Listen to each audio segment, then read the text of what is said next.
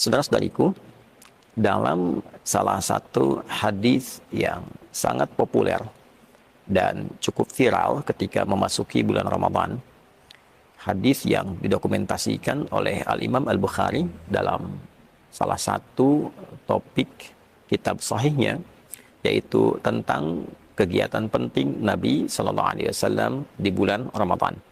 Didapati di nomor hadis 3220, diriwayatkan oleh sahabat mulia sekaligus keluarga terdekat Nabi Sallallahu Alaihi Wasallam, yaitu Abdullah bin Abbas radhiyallahu taala anhuma. Diriwayatkan, disampaikan oleh beliau bahwa qala kana Nabi Sallallahu Alaihi Wasallam, adalah Nabi Sallallahu Alaihi Wasallam ajwadan nas, orang yang paling baik, orang yang paling ramah, paling dermawan.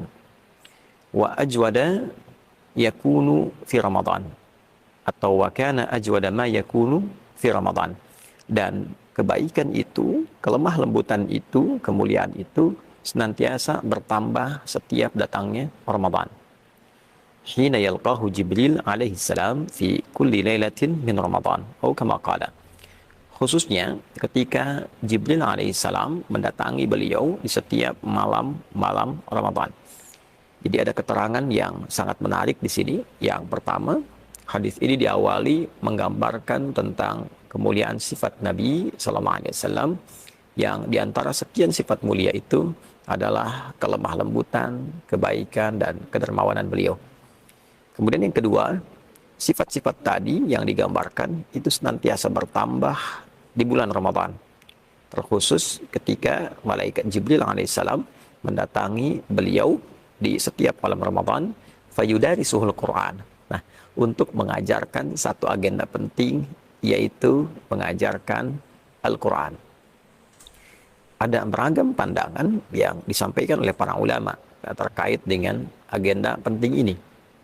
Yang pertama, kesepakatan di antara para ulama bahwa hadis ini memberikan penjelas yang sangat kuat akan keistimewaan interaksi dengan Al-Quran sebagai agenda terpenting di bulan Ramadan.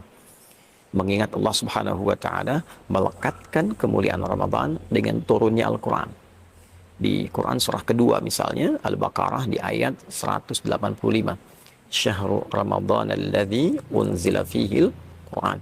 Di bulan Ramadan yang diperintahkan kita menunaikan puasa itu ialah bulan saat Al-Quran diturunkan di waktu Ramadan itu. Ayat dan hadis ini memberikan penegas menurut pandangan para ulama tentang agenda penting yang terkait dengan Ramadan, yaitu kegiatan berinteraksi dengan Al-Quran. Dengan kata lain, jika ada seorang muslim beriman menunaikan ibadah puasa, dia berpuasa dari mulai fajar sampai dengan terbenam matahari di maghrib, hanya dalam waktu menunaikan puasa ini dan juga malamnya dia menunaikan tarawih, dia tidak mengisi dengan memperbanyak interaksinya dengan Al-Quran, tidak bersentuhan dengan mushaf misalnya, tidak membaca Al-Quran misalnya, maka sementara pakar dari kalangan ulama menilai ada yang tidak sempurna dalam agenda Ramadannya, ada yang kurang berkah dalam kegiatan Ramadannya. Untuk itu, sebagian menilai bahwa akan sangat baik bagi seorang muslim itu menjadikan interaksi dengan Al-Quran sebagai bagian pokok dari kegiatan Ramadannya. Karena Nabi SAW bahkan beliau itu diriwayatkan dalam satu hadis yang sangat kuat, termasuk yang disampaikan tadi, menghatamkan Al-Quran setidaknya setiap satu periode Ramadan. Bahkan di akhir sebelum beliau wafat SAW, beliau menghatamkan Al-Quran sampai dengan 2 kali. Jadi memberikan kesan bahwa Al-Quran adalah agenda wajib yang dilakukan oleh Nabi SAW saat berada di bulan Ramadan. Saudara-saudariku, jika ada yang bertanya, bagaimana cara berinteraksi dengan Al-Quran di bulan Ramadan? Karena redaksi yang ditampilkan dalam hadis tadi adalah yudarisul Quran, mengajarkan Al-Quran. Bisa mengajarkan bacaan, mengecek bacaan, melafadzkan ayat, bisa juga memberikan pemahaman atas makna, dirasah berarti mempelajari, mengkaji, memahami, bisa juga menghafal bagi orang yang ingin menghafalkannya.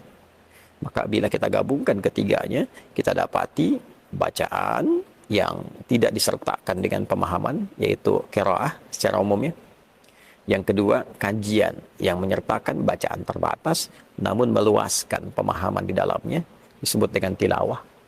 Dan yang ketiga, upaya untuk menghafalkan Al-Quran lafzan secara lafadznya pun bila memungkinkan disertai dengan makna. Itu yang disebut dengan tahfidz. Dari ketiga ini, kita bisa batasi bagian pertama dulu untuk jumpa saat ini, yaitu bagaimana mengagendakan bacaan Quran secara positif dan efektif sehingga bisa berhasil saat sampai di akhir periode Ramadan.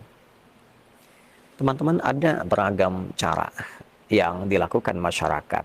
Terkadang juga sesuai dengan tradisi dan kebiasaan di beberapa tempat.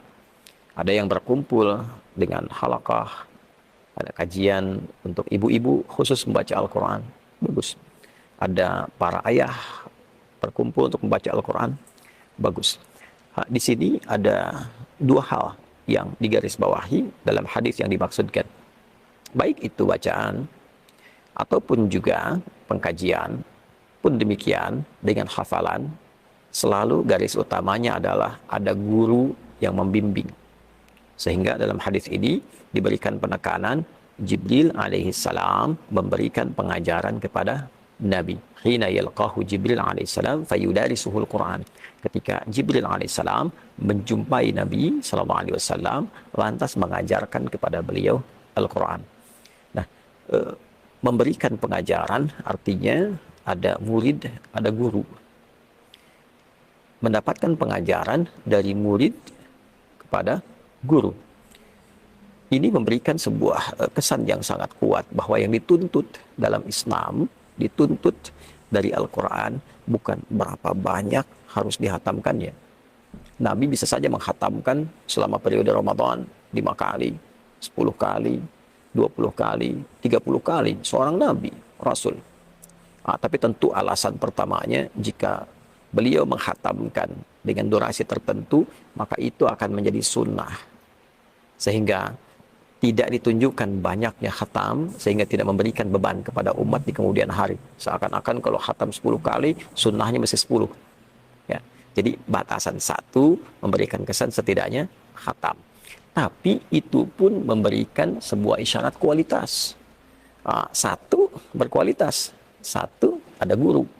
Jadi kalau belum bagus betul bacaannya, belum pandai betul membacanya, maka dianjurkan yang diberikan penekanan adalah kualitasnya. Baca Quran, di depannya ada guru. Dia menyimak apakah benar bacaannya. Kalau benar, teruskan. Kalau kurang benar, perbaiki. Maka ketika ia mencoba untuk belajar dengan pola demikian, hadis lain mengatakan setiap hurufnya digandakan 2 kali lipat. Walladzi yatata'ata wa huwa syaqqun 'alaihi falahu ajran. Orang yang berusaha membaca Al-Quran dengan benar, sehingga bahkan lisannya mesti terbata-bata dibimbing, maka dia diberikan 2 kali pahalanya. Bila setiap hurufnya 10 kali 2. Ya, dibacakan misal alif lam mim, diperbaiki mim, ya, dia baca sekali lagi. Dari bacaan pertama itu sudah mendapatkan 2 kali pahala. Pahala pertama dari huruf yang dibaca, pahala kedua kesungguhannya untuk membaca supaya menjadi benar. Jadi kalau satu huruf 10, alif, lam, dan mim 3 huruf, standar 3 kali 10, itu 30, kalikan 2 lagi. Bisa 60 dia dapatkan. Nah, ilmu ini penting, supaya tidak merasa pesimis. Wah, ini pengen cepat khatam, selesai. Sementara yang dihatamkan belum tentu benar bacaannya. Jadi, kalaupun ada kajian ibu-ibu, bapak-bapak, ataupun remaja, membaca Quran, disertai dengan guru yang menyimak. Walaupun satu hari, dapatnya 1 halaman misalnya, tapi bacaannya benar. Pahalanya bisa 2 kali lipat. Nah, jadi ini bagian pertama. Yang dituntut adalah benarnya bacaan, sehingga benar dilafadzkan, ya, benar dihadirkan, dan benar ketika ditampilkan dalam ibadah-ibadah yang lain, semacam sholat khususnya. Jadi bagian yang pertama, adanya guru dengan murid. Yang kedua, jika memang bacaan sudah baik, dipastikan sudah benar, sudah pernah disetorkan kepada guru untuk disimak, dari Al-Fatihah sampai An-Nas, itu bagus bacaannya secara tajwid, bukan hanya madnya, wakaf ibtidanya, ya, tapi juga sampai kepada gharib muskilahnya, hal-hal yang tidak umum untuk dibacakan.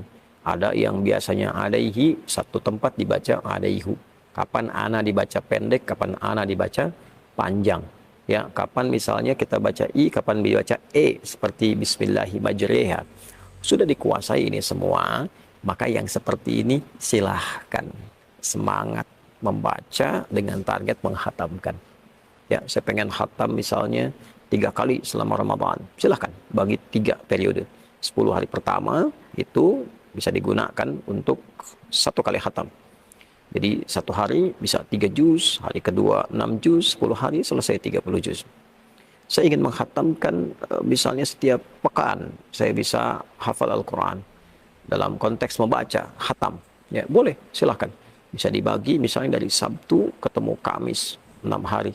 Per harinya bisa 5 juz, 5 kali 6, 30. Jumat diisi untuk berdoa. Sehingga periode Ramadan setidaknya bisa khatam sebanyak 4 kali. Demikian seterusnya. Ya, jadi setiap apa yang kita bacakan dalam bacaan Al-Quran kita di bulan Ramadan memberikan sebuah nilai tersendiri ketika semua itu kita tujukan untuk mengikuti sunnah Nabi SAW. Jadi yang pertama, agenda membaca Al-Quran, agenda berinteraksi dengan Al-Quran adalah di antara agenda terpenting yang langsung ditunjukkan oleh Nabi SAW selama periode Ramadan. Kedua, catatan pentingnya, membaca Al-Quran bukan sekedar bagaimana kita menyelesaikan bacaan, tapi lebih ditekankan bagaimana bacaan itu memiliki kualitas yang baik. Dipastikan bacaan kita benar. Bila belum mampu membaca dengan baik, maka yang terbaik hadirkan guru untuk membimbing. Dan tidak perlu merasa sungkan. Karena hadis yang ditampilkan pun Nabi dibimbing oleh malaikat Jibril alaihissalam. Setiap bacaan yang kita bacakan berlipat pahalanya dan menghadirkan nilai-nilai kebaikan yang berbeda jauh dengan bulan-bulan selainnya. Saudara-saudariku, manfaat membaca Al-Quran, khususnya di bulan Ramadan, satu, memberikan kita kesempatan untuk senantiasa mengisi ketenangan dalam jiwa kita, karena Al-Quran adalah sumber ketenangan bagi jiwa. Yang kedua, membaca Al-Quran memberikan kekuatan tersendiri pada diri kita untuk melepaskan dari persoalan-persoalan hidup yang sedang mendera. Oleh karena itu, para ulama seringkali memberikan rumus. Jika Anda sedang punya banyak pikiran, buka mushaf, baca Al-Quran, sejenak persoalan itu akan hilang. Diberikan ketenangan pada jiwa, sehingga cerah pikiran kita untuk merumuskan solusi, menyelesaikan persoalan yang tengah dialami. Dan yang ketiga, membaca Al-Quran di bulan Ramadan dengan niat mengikuti sunnah Nabi SAW, mengumpulkan potensi banyak pahala yang menutupi dosa-dosa yang pernah kita lakukan. Semoga kita diberi kekuatan untuk senantiasa bisa berinteraksi dengan Al-Quran, mampu menjadikan Al-Quran sebagai teman di dunia dan syafaat bagi kita di akhirat kelak, seperti yang dijanjikan oleh Nabi SAW. Demikian, subhanakallahumma bihamdika, asyhadu an la ilaha illa anta, astaghfiruka wa atubu ilaik, wa akhiru da'wana alhamdulillahi rabbil alamin.